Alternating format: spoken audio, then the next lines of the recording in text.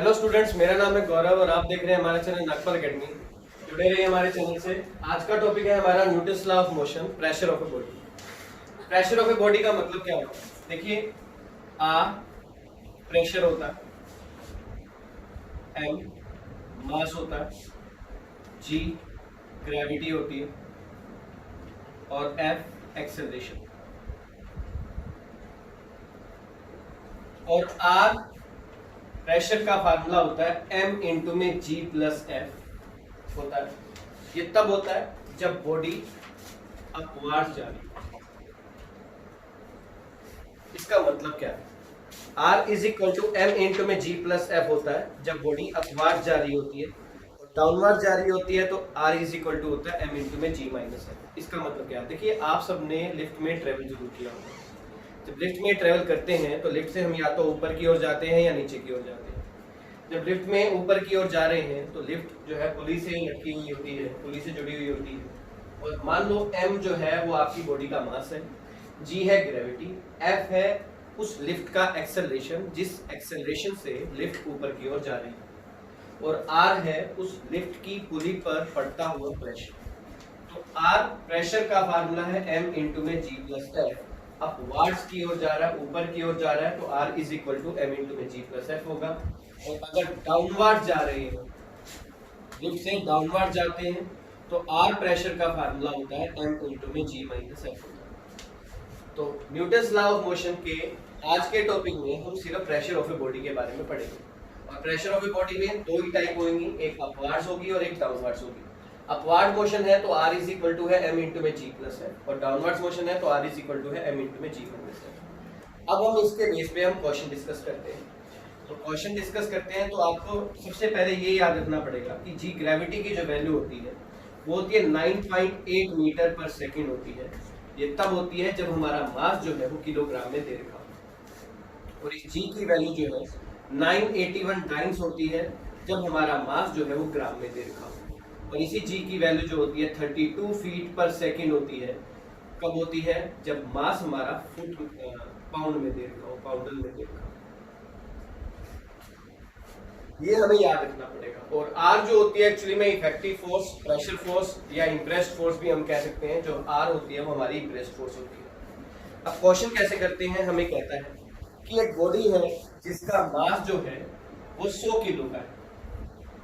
अब एक बॉडी है जिसका मास 100 किलो का है और वो लिफ्ट से नीचे की ओर आ रही है। अब वो लिफ्ट से नीचे की ओर आ रही है, मतलब वो बॉडी लिफ्ट से डाउनवर्ड्स आ रही है।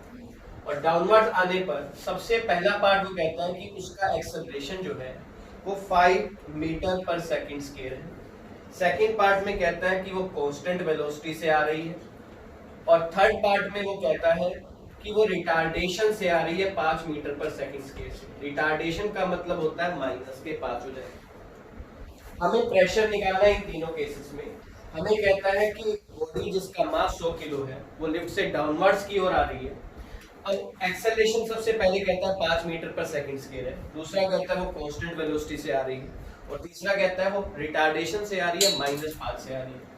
तो जब वो बॉडी नीचे की ओर आ रही होती है तो R का फार्मूला होता है m इंटू में g माइनस एफ हो जाता है। R प्रेशर है, मास हमारा 100 किलो है, g हमारा 9.8 है और f हमें -5 देता है। सोल्व कर देंगे इसको, जो रिजल्ट आएगा वो प्रेशर का आ जाएगा। और अगर कोई बॉडी कांस्टेंट वेलोसिटी से जा रही है तो आप सबको पता है कांस्टेंट वेलोसिटी में एक्सेलरेशन की वैल्यू 0 हो जाती है। तो r की वैल्यू आ जाएगी 100 इंटू में g का मतलब 9.8 और एक्सेलरेशन हमारा हो जाएगा 0। और जब वो एक्सेलरेशन नेगेटिव में है तो इसका मतलब है r इज इक्वल टू हो जाएगा 100, 9.8 प्लस 5 हो जाएगा। जो भी रिजल्ट आएगा वो आंसर आ जाएगा। तो सिर्फ इस टॉपिक में हमने सिर्फ प्रेशर के बारे में पढ़ना है। प्रेशर क्या होता है? R को प्रेशर से डिनोट करते हैं, मास होता है, g ग्रेविटी होती है, F एक्सेलरेशन होता है।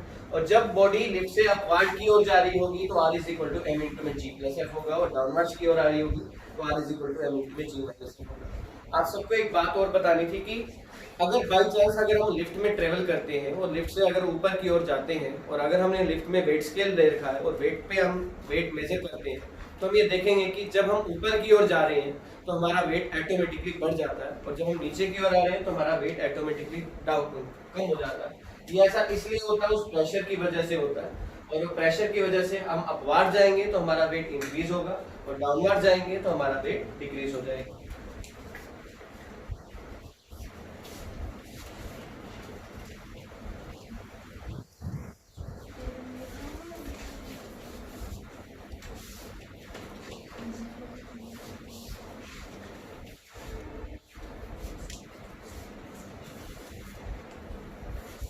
नेक्स्ट कहता है कि एक बॉडी है जिसका ट्रू वेट जो है, एक बॉडी है जिसका ट्रू वेट जो है 13 किलो है और अपीयर्ड वेट जो है वो 12 किलो और बैलेंस कर रही है, लिफ्ट में मूव कर रही है। हमें बताना है एक्सेलरेशन बताना है उस लिफ्ट का। अब देखिए 13 किलो की बॉडी 12 किलो की कब प्रतीत होगी? 13 किलो की बॉडी 12 किलो की तब प्रतीत होगी जब हम लिफ्ट से नीचे की ओर आएंगे। लिफ्ट से नीचे की ओर आते हैं तो वेट कम होता है और लिफ्ट से ऊपर की ओर जाते हैं तो वेट बढ़ता है। तो 13 किलो में से 12 किलो गया, ये जो है वो इम्प्रेस्ड फोर्स हो जाएगी। 13 kg माइनस के 12 kg जो है वो 1g जो आएगी वो एक इम्प्रेस्ड फोर्स हो जाएगी। इम्प्रेस्ड फोर्स के कारण ही हमारा वेट डाउनवर्ड हो रहा है। वो इम्प्रेस्ड फोर्स क्या है? लिफ्ट की पुली पर पड़ता हुआ प्रेशर। और आपको शायद पता होगा कि इम्प्रेस्ड फोर्स का फार्मूला होता है मास इनटू में एक्सेलरेशन होता है। इम्प्रेस्ड फोर्स हमारे पास क्या आई है? g, और मास उस बॉडी का ट्रू वेट कितना था? 13 kg था। एक्सेलरेशन f है तो f की वैल्यू आ जाएगी g/13। g का मतलब क्या है यहाँ पर? 9.8/13। इसको सॉल्व कर लेंगे तो हमारे पास एक्सेलरेशन आ जाएगा। जो हमारा एक्सेलरेशन आएगा वो हमारा आंसर आ जाएगा। नेक्स्ट आगे हमें कहता है कि ये mass of 10 kg, a mass of 10 kg fall freely at a distance of 10 metre. एक 10 किलो का मास है, वो 10 मीटर की हाइट से फेंका गया है और वो नीचे सैंड है, सैंड मतलब रेत है, रेत के अंदर जाके 10 किलो का मास चला गया है, दब गया है। और जब वो रेत के अंदर जब धंसता है तो वो 1 मीटर का खड्डा बना देता है, मतलब 1 मीटर नीचे चला जाता है। हमें क्या निकालनी है कि यहाँ पर प्रेशर बताना है कि इस जमीन पर उसका प्रेशर कितना था। कि 10 किलो के मास को 10 मीटर की ऊंचाई से हमने फेंक दिया, वो जमीन पर पड़ा और जमीन पर रेत थी सारी, तो रेत के अंदर जमीन के अंदर जाकर 1 मीटर जाकर नीचे धंस गया। तो हमें बताना है कि जमीन पर टोटल प्रेशर उसका कितना पड़ा था। तो सबसे पहले हम ये कहेंगे कि जब हमने 10 किलो के मास को ऊपर से नीचे फेंका उस समय उसकी इनिशियल वेलोसिटी थी 0, हाइट है 10 मीटर, ग्रेविटी हमारी पता है हमें 9.8 मीटर पर सेकंड स्केल होती है। हम फाइनल वेलोसिटी निकालेंगे कि यहाँ पर उसकी वेलोसिटी क्या थी। तो v स्क्वायर का फार्मूला होता है u स्क्वायर प्लस 2gh होता है। v स्क्वायर की वैल्यू इनिशियल वेलोसिटी तो हमारी 0 है, तो 2g मतलब है 9.8 और h हमारे पास 10 है, तो v स्क्वायर की वैल्यू आ जाएगी 196, तो v की वैल्यू आ जाएगी 14। मतलब यहाँ पर उसकी जो वेलोसिटी है 14 मीटर पर सेकंड स्क्वायर है। अब यहाँ पर अगर उसकी वेलोसिटी 14 मीटर पर सेकंड है तो अगर हम यहाँ से यहाँ तक मेजर करें तो उस समय इसकी इनिशियल वेलोसिटी होगी 14, फाइनल वेलोसिटी होगी 0 और डिस्टेंस होगा यहाँ पर 1 मीटर। तो अब हम यहाँ पर क्या लिखेंगे? इनिशियल वेलोसिटी है उसकी 14, फाइनल वेलोसिटी है उसकी 0 और डिस्टेंस हमारा उसका कितना है? 1 मीटर है। तो अब यहाँ से हम सबसे पहले एक्सेलरेशन निकाल लेंगे। एक्सेलरेशन कैसे निकालेंगे? आपको पता है v स्क्वायर का फार्मूला होता है u स्क्वायर प्लस 2fs होता है। फाइनल वेलोसिटी हमारी 0 है, u हमारा 14 का स्क्वायर है प्लस 2f, डिस्टेंस हमारा 1 है, तो 14 का square 196 is equal to 2f हो जाएगा। तो f की वैल्यू आ जाएगी माइनस के 98। ये हमारा एक्सेलरेशन आ गया। एक्चुअली में एक्सेलरेशन नहीं है, नेगेटिव में है, तो ये रिटार्डेशन है हमारा। अब रिटार्डेशन आने के बाद हमने क्या करना है? जब वो बॉडी नीचे जा रही है, लिफ्ट से नीचे जा रही है, ऊपर से नीचे जा रही है, तो r प्रेशर का फार्मूला होता है m इंटू में g माइनस f हो जाता है। तो r प्रेशर, बॉडी का मास कितना था? 10 किलो, 9.8 और एक्सेलरेशन कितना है? माइनस के 98 है, तो प्लस का 98 हो जाएगा। सोल्व करेंगे तो 1078 न्यूटन आ जाएगा। लेकिन हमें प्रेशर किलो में निकालना है कि यहाँ पर जमीन पर प्रेशर कितना पड़ा था। तो 1078 को 9.8 से डिवाइड कर देंगे तो टोटल आ जाएगा 110 किलो। यानी कि 10 किलो की बॉडी को 10 मीटर की हाइट से नीचे फेंका जाए तो 10 मीटर की हाइट पे जमीन पर वो बॉडी ऐसे प्रतीत होगी कि वो बॉडी 110 किलो की है। नेक्स्ट क्वेश्चन आता है हमारा,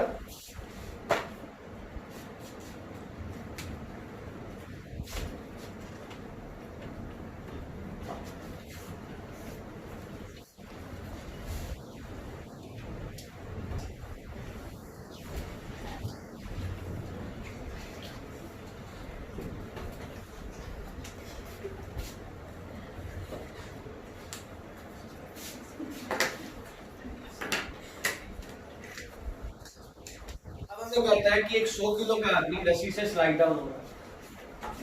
100 किलो का आदमी रस्सी से स्लाइड डाउन हो रहा है। एक आदमी ए से बी पर जा रहा है, 100 किलो का आदमी है, वो रस्सी से स्लाइड डाउन हो रहा है और ये बॉडी का जो वेट है उसका 100 किलो का है।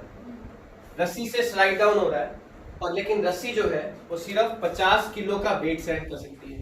तो रस्सी के अंदर जो टेंशन है वो 50 किलो से कम है। हमें बताना है कि आदमी कितने एक्सेलरेशन से जाए कि वो यहां से यहां तक पहुंच जाए, कि हमें उसका एक्सेलरेशन बताना है। अब एक्सेलरेशन कैसे बताएंगे? हमने ये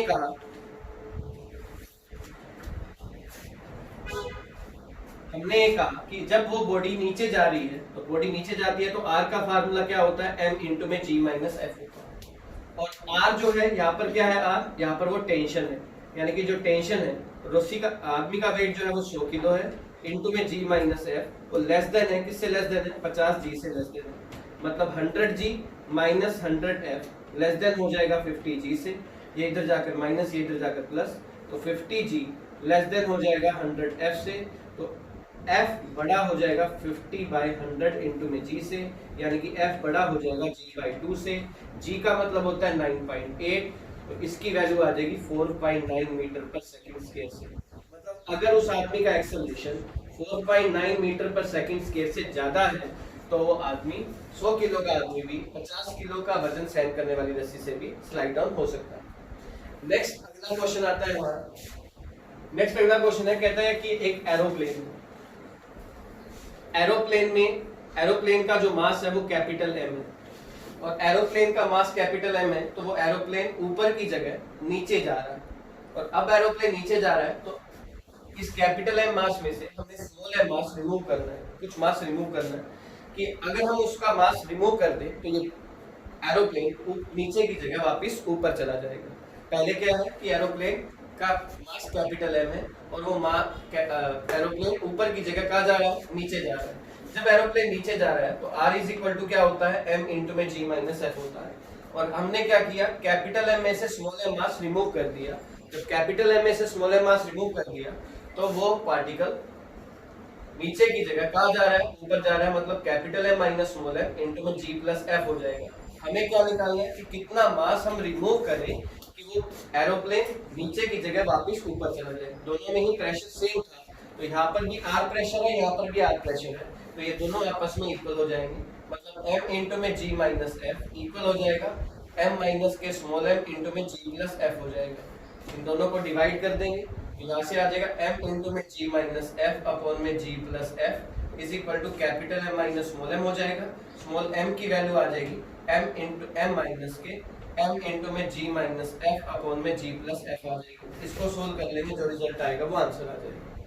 यानी कि हम प्रेशर से ये देख सकते हैं कि 100 किलो का आदमी 50 किलो का वजन सहन करने वाली रस्सी से भी स्लाइड डाउन हो सकता है। और एक एरोप्लेन जिसका मास कैपिटल एम है वो डाउनवर्ड्स की ओर जा रहा है, तो कितना मास हम उसमें से रिमूव करें कि वो मास वो एरोप्लेन नीचे की जगह वापस ऊपर जाने लग जाए। तो सिर्फ ये दो फार्मूले इसमें इंप्लीमेंट करने हैं। पहला फार्मूला कि जब वो डाउनवर्ड्स की तरफ जाता है तो आर का फार्मूला होता है m इंटू में g माइनस एफ, और जब वो अपवर्ड्स की तरफ जाता है तो आर का फार्मूला है m माइनस m इंटू में g प्लस एफ होता है। नेक्स्ट अगला क्वेश्चन आता है हमारा, कहते हैं एक थिन ग्लास प्लेट है, वो केवल 13.5 किलो का वजन सहन कर सकती है।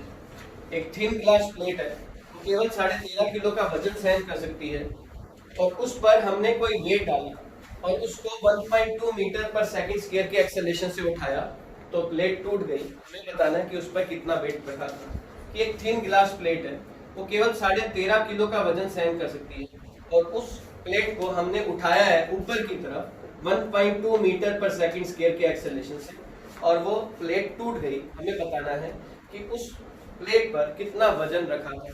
अब देखिए, जो थिन ग्लास प्लेट है वजन वजन सहन कर सकती है 13.5 किलो का। इसका मतलब है कि उसका जो प्रेशर है वो 13.5 किलो है, मतलब 13.5 इंटू में 9.8 वो प्रेशर सहन कर सकती है।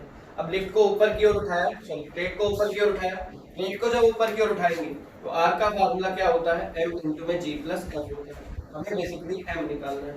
आर यहाँ पर प्रेशर कितना है 13.5 इंटू में 9.8 है, मास हमने निकालना है, ग्रेविटी 9.8 है और f एक्सेलरेशन 1.2 दे रखा है। इसको इधर जाके डिवाइड कर देंगे, m की वैल्यू आ जाएगी 13.5 इंटू 9.8 अपॉन में 11 आ जाएगी।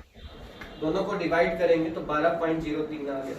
यानी कि प्लेट केवल 13.5 किलो का वजन सहन कर सकती थी, लेकिन 12 किलो में ही वो प्लेट टूट गई। डिपेंड करता है उसके एक्सेलरेशन पर कि कितने एक्सेलरेशन से हमने उस प्लेट को उठाया था।